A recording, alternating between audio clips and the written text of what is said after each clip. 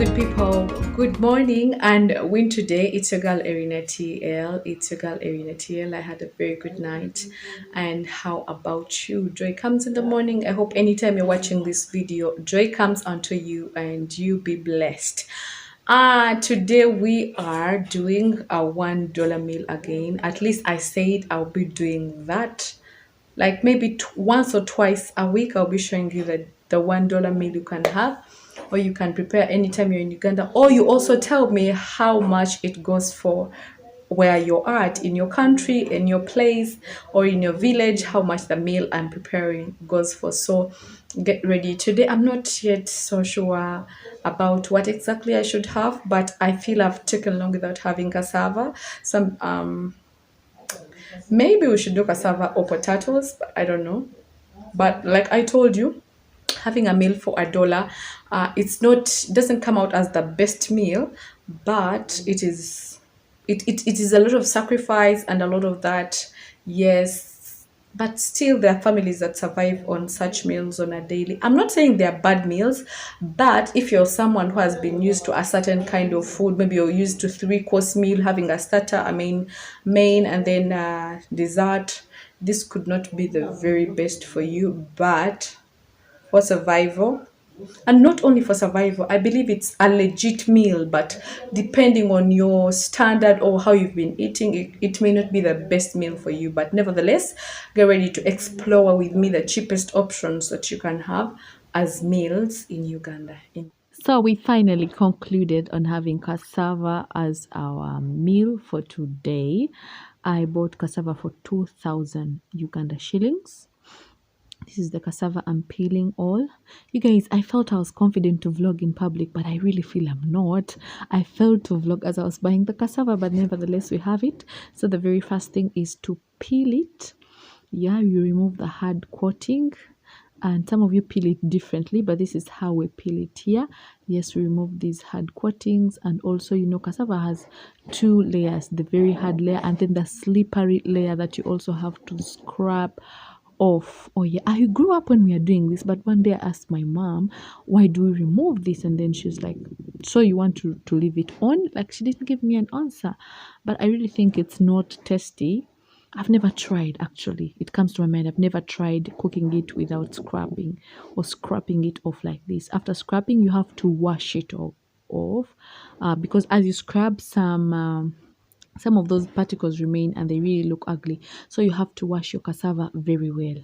Now, I'm not cooking this cassava the normal way, like steamed or boiled in big pieces.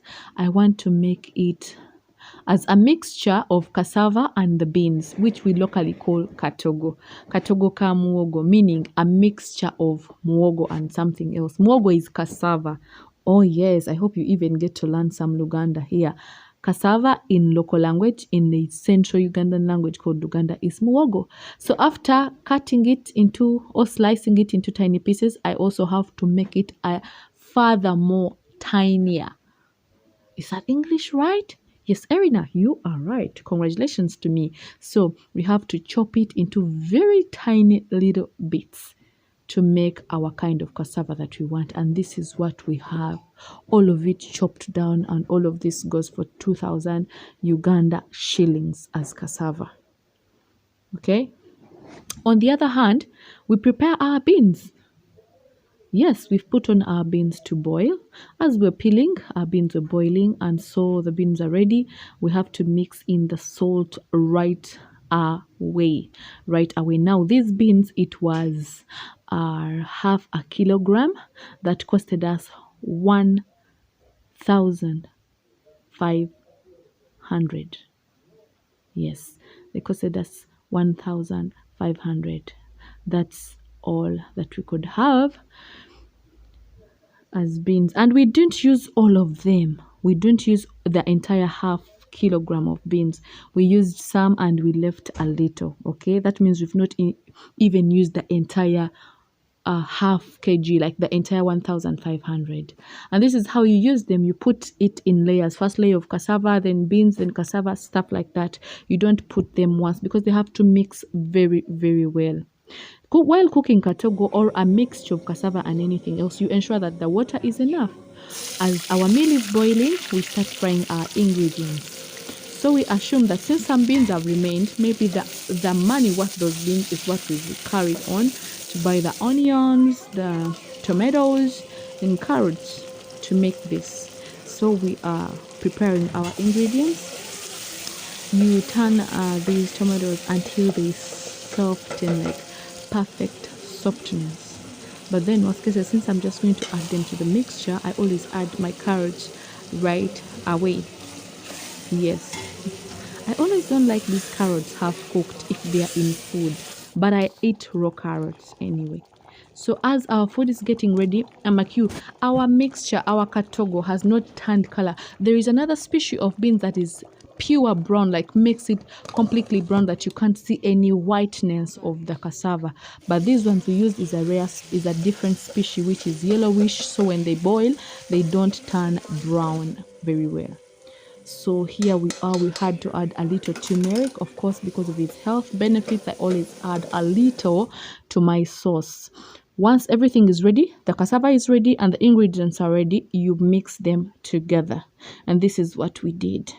But I tell you, locally, you are not supposed to fry anything that goes to katogo. Like I told you, katogo is a mixture of any food. It could be cassava, it could be matoke, mixed with ginas, mixed with beans. Traditionally, they don't fry. But I don't know, the city spoiled me kinda that I get to fry these ingredients.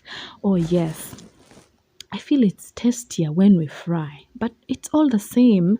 It's all the same. My grandmom prepares it without frying and it also comes out so perfect, like so perfect.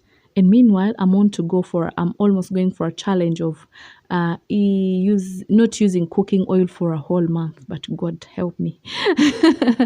God help me. Once our food is ready and the ingredients have mixed very well, we get some little ghee and add onto the meal.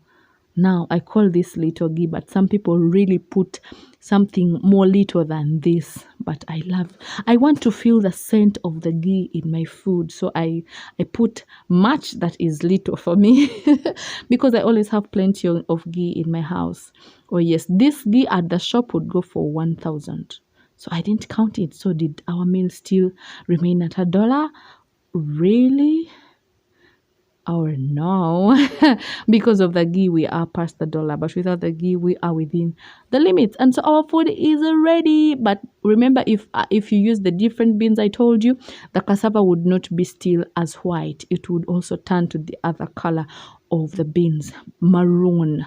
Is it maroon? Yes, kind of maroon. But nevertheless, this is our meal. And I tell you, this food was just enough. It could feed even 10 people. Like I told you, we do massacre to the food. So these are our clean plates. Guys, we are satisfied. Our meal was perfect.